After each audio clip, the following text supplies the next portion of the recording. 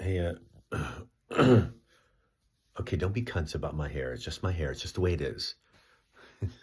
Don't know.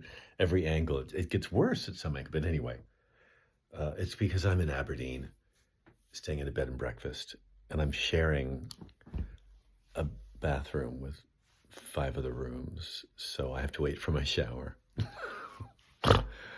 Oh, I've been on the road in the UK doing comedy for 30 years. My 30th anniversary this year. And 30 years ago, I played Scotland.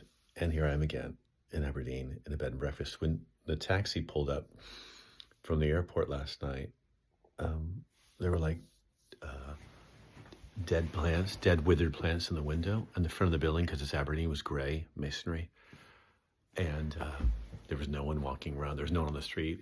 It was turning to twilight.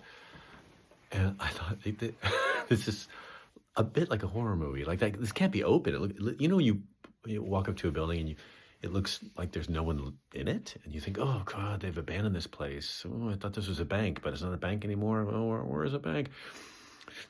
I thought this was a B&B, and then I pull up. Anyway, it was, and it has been. And here we are, carpeting, shag, delicious, and a shared bathroom around the corner there. And the other comic I'm working with is in a hotel, a nice hotel in the center of town. But I'm staying in a place across the street from a cemetery. Quite a walk from the venue. Did it last. I'm too old for this. I'm just too old for this. I've known this venue and this gig for a while. I just didn't think this would happen. They always put you in a nice hotel, but not this time. Don't worry. For dinner, I found a Michelin star restaurant. Haphazardly.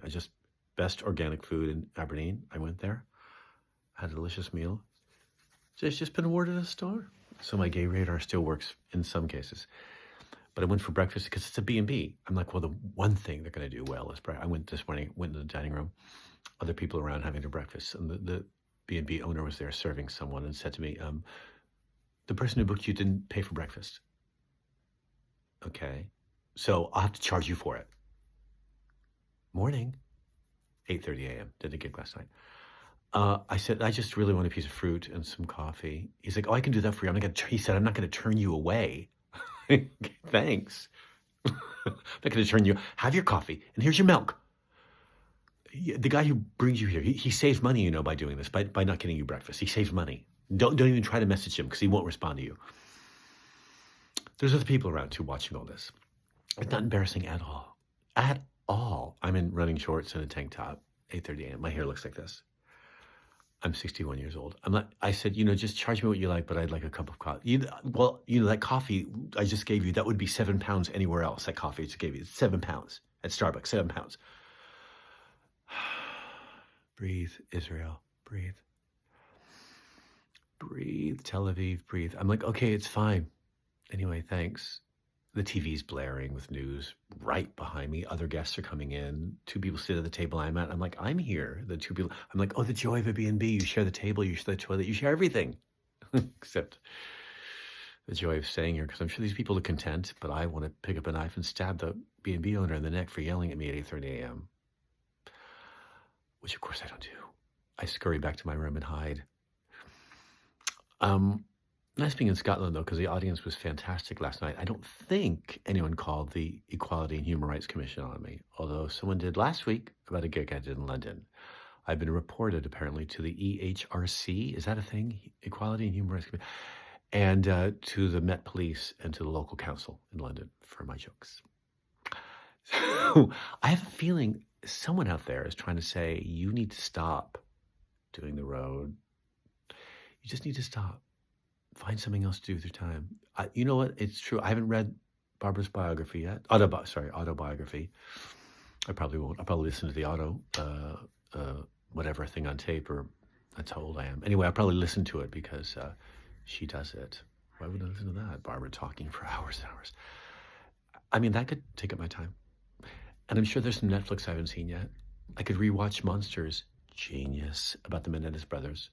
Or I could just continue this on the road stuff with B&Bs, where I get screamed at 8:30 a.m. because the person booking me just saved 6 pounds by not paying for breakfast at a B&B. I get booked into B&B, bad enough. And then there's no B, the second B. You get the first B, barely. And then the second B, I don't think so. Anyway, have a great show. There was a comic on last night doing a guest spot who wants to be a comedian. It was his second time on stage. He was quite funny, actually. Although I couldn't understand a lot of what he said about, local vernacular. He's Glaswegian and really sweet and cute. His girlfriend was there. It was great. And we chatted for a bit afterward. But I did want to say, are you sure you want to do this? Are you sure you want to do this comedy thing? Think about it. Is there anything else you enjoy doing in the world? Anything? Or you could just stay at a B&B with shag carpeting and get yelled at. I gotta go and find another place to stay. Arrivederci, Scotland.